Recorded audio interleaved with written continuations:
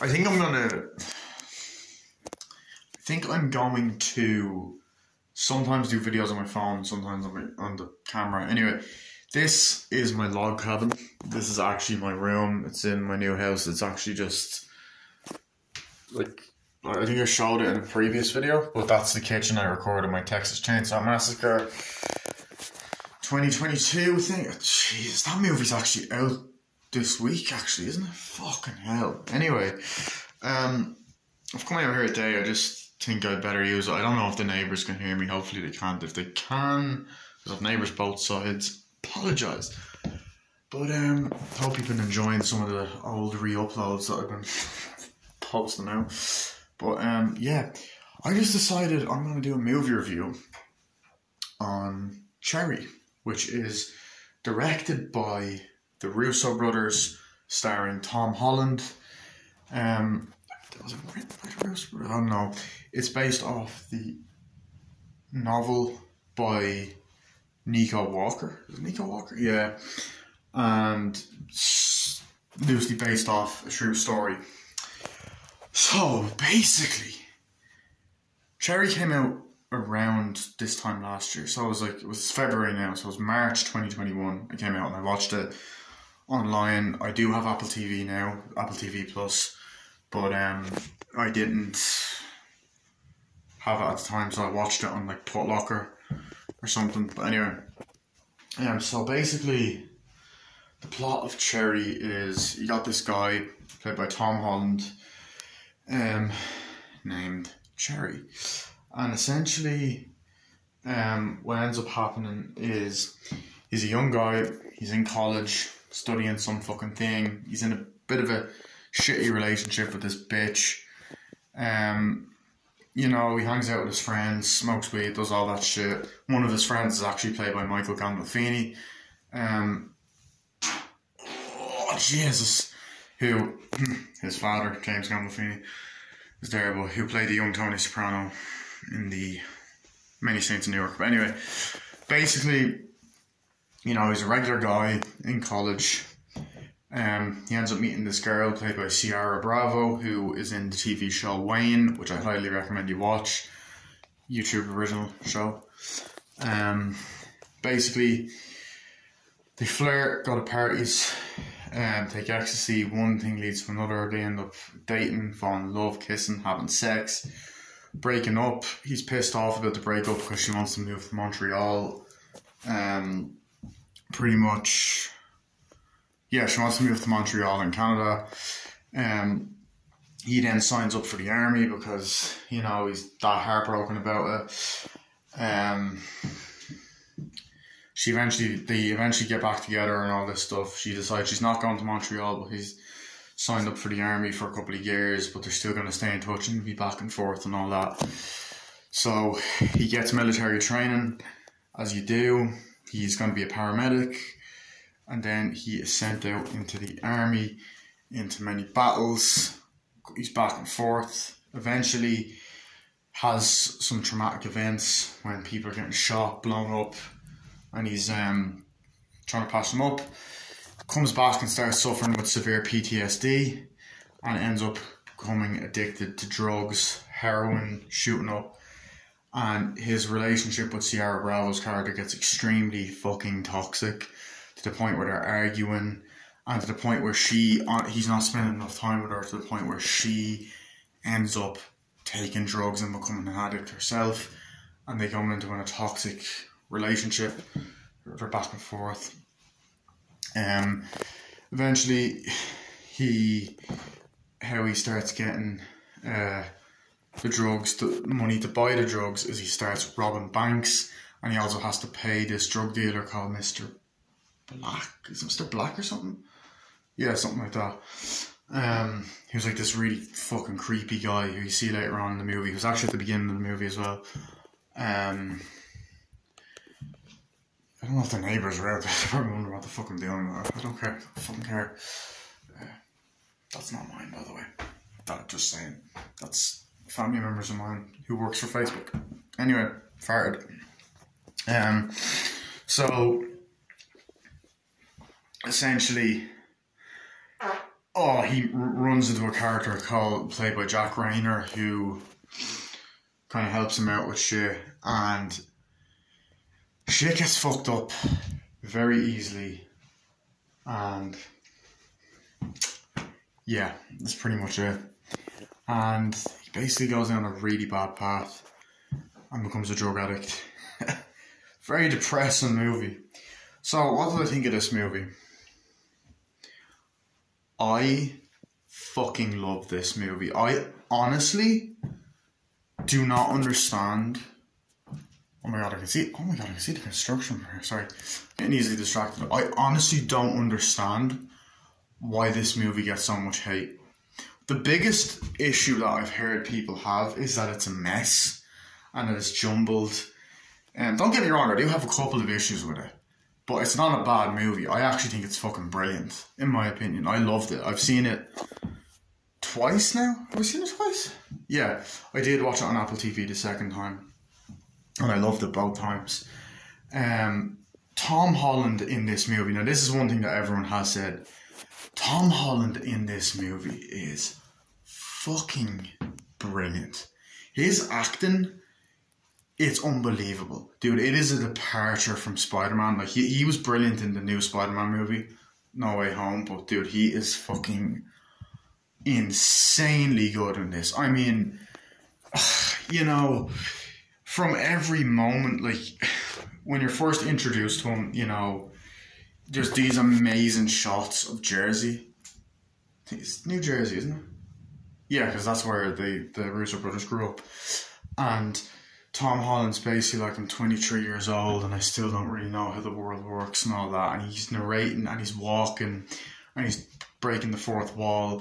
And right away you get that something's about to go down. It opens up with him robbing a bank. He's like, get on the fucking ground, no alarms. And it's just epic. And the movie is told in chapters, and like right away you want to know what happens. So you get a bit of his backstory. He's like, right, I was going to this college and he's dating this bitch.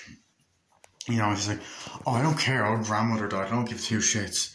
Are you going to do anything, you pathetic loser? And it's like, no. And then he's just like, oh shit. And he's just talking to the camera. And he's like, oh, this girl's hot, but she's not treating me well. And then when they're at a party, college party, she's being a fucking bitch and all this other stuff.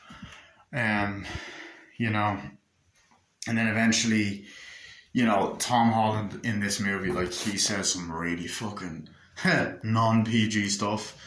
He first looks at Ciara Bravo's character and he's like, I'm not gonna lie, I really wanted to fuck this girl. And then they're talking and flirting and he's like, I have a girlfriend. Then eventually he breaks up with her and then they start making out. He's like, your lips taste nice and all that stuff. And she's like, what about that girl? And then, you know, they start building a relationship. Now, I have to say, I really enjoyed their romantic relationship. You do believe that these people genuinely love each other. And they stay together through thick and thin. You see it fall apart really quickly. I love when Tom and this girl, they're making out, and she's like, I'm going to Montreal, and the girl's name is Emily. He's like, Emily, what the fuck? Why are you going to Montreal for? And all this stuff. And then he slams the door and they break up. And then she starts, you know, he's working at this place. And there's this amazing scene with, what's it? Is it? I think it's Anthony Russo, one of the Russo brothers, the one that always makes cameos in his own movies. It's like, come on, sport, cheer up there, because Tom Holland works at a bar. And he's like, come on, sport, cheer up. You gotta, you know, server is like, thank you, sir. And I like that scene. It's a nice, humanized scene. I really liked all the scenes with Michael Gandolfini. He's not in it that much, but it was nice to see him. Tom Holland's best friend in the movie is this other guy. But like, and that's his cousin Joe or something. I love the part where she brings this African American guy, I don't know the guy's name, to the bar. He's like, I just came to say goodbye. And he's like, yeah man, can I help you, buddy? He's like, can we talk for a second? And all that. And then like, fucking Michael Gandolfini's like, yo, you want me to punch this guy in the dick? And he's like, no, leave it, man, leave it. He's like, and the guy talks like, please let me punch this guy in the dick. James, just fucking leave it, please, Joe, or whatever. We do get to see him work as a bartender, which is kind of funny because he works as a bartender in the new Uncharted movie that's out, which is not getting good reviews. But yeah, that was funny. And I also like, there's that part where he's working as the pizza dough. I was like, you fucking idiot, you're not putting the fucking pizza dough up right. So you kind of see him break, because like, you kind of get the sense that he's feeling a bit depressed and just not understanding life, because there's even a really emotional scene where he cries in front of Sierra Bravo and she says, look, you don't ever have to apologise for the way you feel, which I love that line. Let's talk about the bank robbery scenes, dude. This movie gets intense. Like, the bank robbery scenes in this film are fucking excellent. He goes in, get on the fucking ground, and then, you know, there's the amazing part where he gets the money and it's written on it, I have a gun, and he flips it over, this is a robbery, and he's taking the money, and then there's a girl like, do you want to put it in your account? And he's like, I swear to God, man, you better not fuck with me.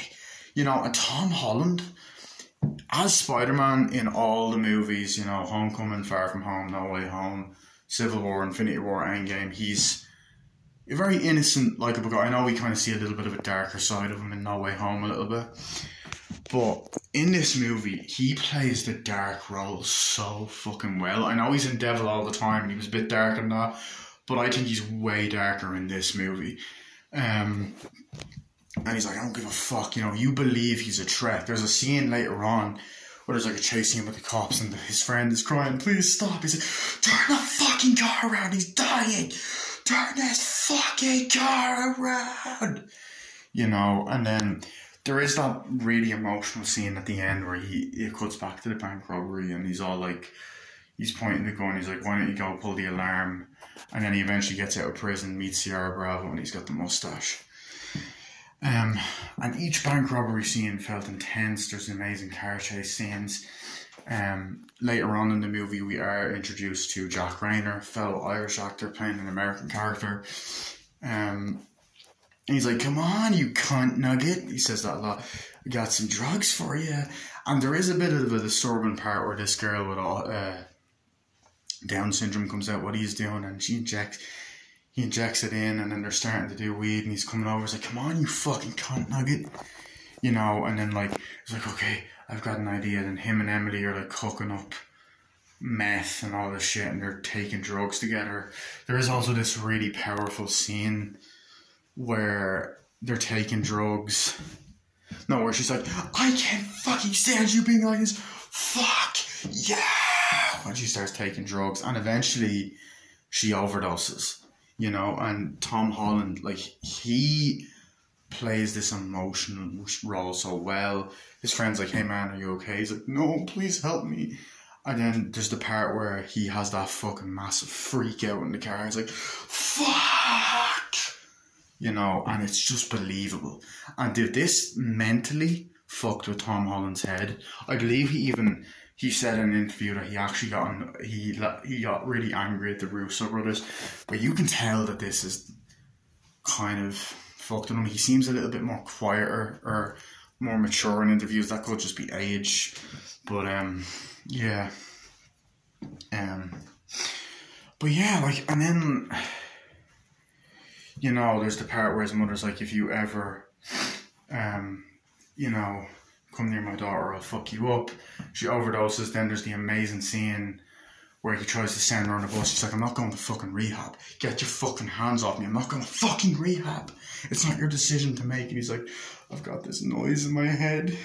I can't get it to stop. And it's just powerful. Now let's talk about the war scenes. The amazing military scene is shot in a different aspect ratio. I really like that. You see him training, it's like, oh, it smells like balls and wash. He's like, no, drill sergeant.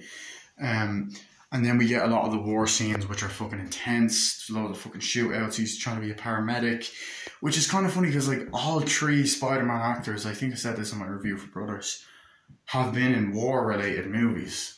Hacksaw Ridge probably being the best out of all three of them. But, you know, then you have one of the, you know, there's this amazing scene where he's on the phone. And he's like, I've seen a lot of people die, and there's these really nice visuals. And she's like, I love you. And he's like, fuck. And then there's also this amazing. There's this guy that's played by the guy. Actually, he's a British actor that was in Kingsman, but he was actually played Richard in the In-Betweeners movie. He plays this guy that's like an asshole to Tom Holland's like, come on, get your ass up, come on, do push-ups and all this shit. You also do have an Irish actor who it was probably his most well-known role would be in Normal People and this movie called Dating Amber, Irish movie. But Normal People's an Irish drama that is actually pretty well-known in America because Hulu, which is an American company, helped out with the show. So it was BBC, RTE, and Hulu. Anyway, Fionn O'Shea, he's an amazing Irish actor in Handsome Devil. He's in this British movie, short film, Earthly Encounters, and Dating Amber, great movie. He's in The Siege of something like that. Whatever that film's called, Normal People. But anyway, he's in this movie in a small role. He comes out and he's like, oh yeah, there's people in the helicopter's been shot. And Tom Holland's like, really? And then he's like, shut the fuck up, Arnold. You know, and he has the glasses. And then there's the amazing scene where they're walking out, you know, and there's the part where he's like, no man, I'm on, you know, get off the phone, asshole. He's like, shut the fuck up, man, I'm on the goddamn phone. You know, and then like they're going through and seeing all these children that just get attacked, and then Fionn O'Shea goes, oh, that guy looks like the girl from the Flintstones or something like that. But yeah, like in terms of like technical, dude, this movie's filmed really fucking well. I love the way it's shot in the aspect ratio, and that one part, the war scenes were really well done and intense. It has that Russo brothers intensity feel to it, like when the explosions happen and they're shooting and stuff like that. You know, you feel like you're there. The war was done well. There is actually a weird scene where Tom Holland, they check up his ass and you do actually see like a prosthetic of the inside of his ass, which is weird. The drug use was brilliant. It was done well. It looked realistic. Tom Holland's about to fall over. You know, the OD scenes were done well. There's the scene where the cops get him at the end and he puts the fucking needle into his foot. Jack Rayner's character does actually die in the movie. He gets shot. Mr. Black, or is it Mr. Black, the guy's name? He is intimidating. I don't even know if we see his face or if he has a mask on, but he's like, you got the money and all that. And there's this kind of section of the movie where like Emily and Tom Holland live together, the Cherry live together, and they're like, hey baby, what are you doing? Yeah. And they're living like a stoner couple, having sex. He's his arm around her. You know, he's cooking food. Like, oh shit. And then they have to try find this money in the safe. It's like, where's the fucking money? I need the money. I need the money. What did you do with the fucking money, Emily? And then she flushes the drugs down the toilet. You flush it down the fucking toilet. And then they throw the safe down and they break it. And they're like, oh shit, whatever. Jack Rayner dies and they dump his body somewhere. But dude, it is just, it keeps you on the edge of your seat, you know, you want to keep watching it. It's this nice character study movie. I like how he kind of actually genuinely looks like Peter Parker at the beginning of the movie with the hair and the glasses, and then he gets it shaved. You feel the emotion, you know, he's this kid that just goes down a really bad path. It is quite disturbing, but it deals with mental illness, PTSD. You know, there's the part where he's talking to, you know, his doctor, and he's like, yo, have you been tested for PTSD before? You know, what medications are you on? Are you feeling suicidal? And he's like, yeah. This is deep shit. The Russo, I think it's Joanna Di Russo's mother actually is in it as well. She plays Tom Holland's mother, so yeah, that was an interesting scene. Like, yeah, man. Okay, I did say at the start of the review I do have issues. My biggest issue, and I really don't like saying this, and I do agree with other people, I feel like Ciara Bravo was a little bit miscast. Don't get me wrong, she's a brilliant actress. I think she's great. In Wayne, she played Delilah, and she was fucking great in that. She was funny. She was badass in that. And I actually saw Wayne after I watched Cherry.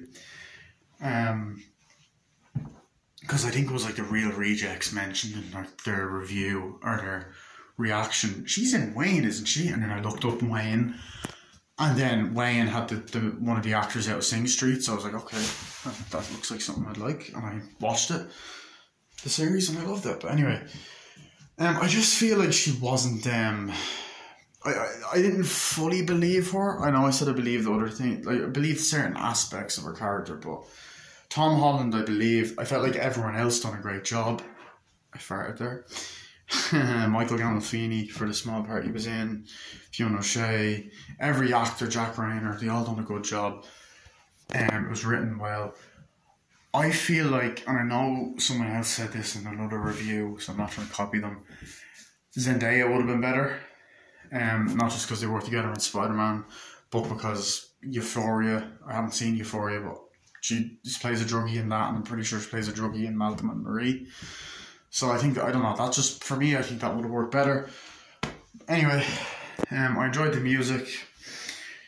I love the way it pops up Cherry. But yeah, I love it. Honestly, I think that's all I want to talk about.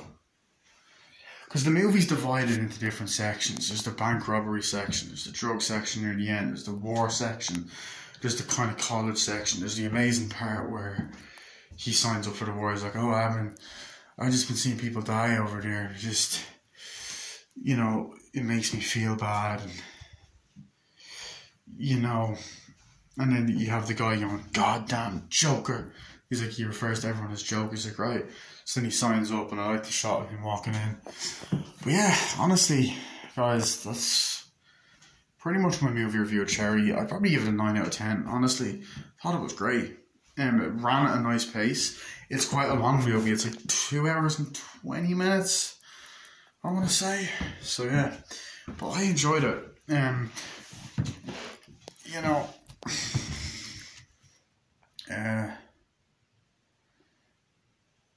yeah. So that was my movie review of Cherry. I hope you guys enjoyed. Hope you enjoyed the little location. See you guys later. Bye.